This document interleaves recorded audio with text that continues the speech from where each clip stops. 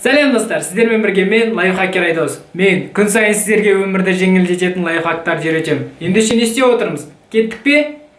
Сіздер бірінші не істеу керек екенін білесіздер. Арнаға тіркеліңіздер және де лайк басыңыздар, коммент жазыңыздар. Енді видеомызға кете берсек болады. Достар, бүгінгі біздің видеомызда iPhone-ның қуатын қалай өлтірмей, қалай ұзаққа дейін жеткізу керек екені туралы айтатын боламыз. Бұл лайфхактарды мен өз телефоныма қолданып көргеннен кейін бір күн бойы мен телефонымды зарядтамайтын болдым. Бірінші лайфхак ол экранное время. Сіз экранное времяны қолданады дегенге мен сенбеймін. Оны 90% адам қолданбайды деп ойлаймын. Сондықтан оны мүлдем сөндіріп тастау керек. Себебі ол батарейканы көп жейді және де ол сіз телефонды сөніп тұрған кезде де ол ақырын өзімен өзі жұмыс істеп тұра береді. Сондықтан оны өшіріп тастағаныңыз дұрыс болады. Ол үшін біз экранное времяға кіріп, выключить экранное времяны сөндіріп тастаймыз. Екінші лайфхак ол Wi-Fi Bluetooth-ды сөндіріп тастау. Ол үшін біз кіреміз.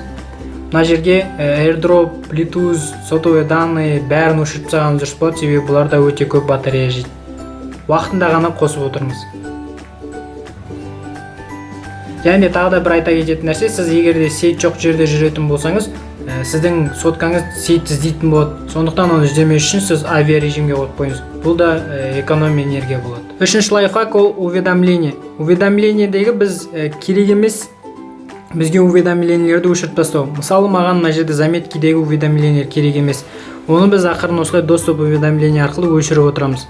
Және де мысалы маған мынау сөніп тұр екен. Және де мысалы календардікі керек емес. Осылай өшіріп отырасыз. Бұлар да бір кішігірім болса да өзіңіздің батарейкаңызды жеуге көмектеседі. Сондықтан бұны өшіріп тастап отырыңыз. Төртінші лайфхак ол служба геолокация. Ол үшін біз настройкаға кіріп, конфиденциальностьқа кіріп, служба геолокацияға кіреміз. Осы жерде мысалы бізге қарасаңыздар, всегда деген сөздер бар.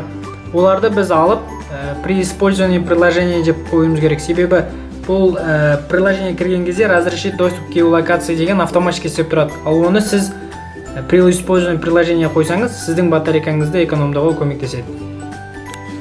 Бесінші лайфхак ол темный режим. Ол үшін біз мынаны көтеріп, осы жерден темный режимді қосамыз.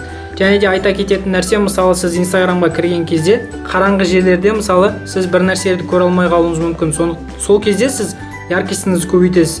Яркостьіңізді көбейткеннен кейін сіз батарея қуатын жоғалтасыз. Сондықтан айта кететін нәрсе ол темный режимді сіз өзіңізге керек кезде ғана қосқаныңыз дұрыс болады. Достар, бұл видео пайдаңызға тиді ме? Тисе не істеу керек екенін білесіз ғой, иә? Әрқашанда арнаға жазылыңыз, менің инстаграмға жазылыңыз және де лайк басыңыз, коммент жазыңыз. Сіздермен болған мен әрқашанда лайфхакер Айдос. Өмір деген жақсы ғой, сүре білсең, қош сау болыңыздар.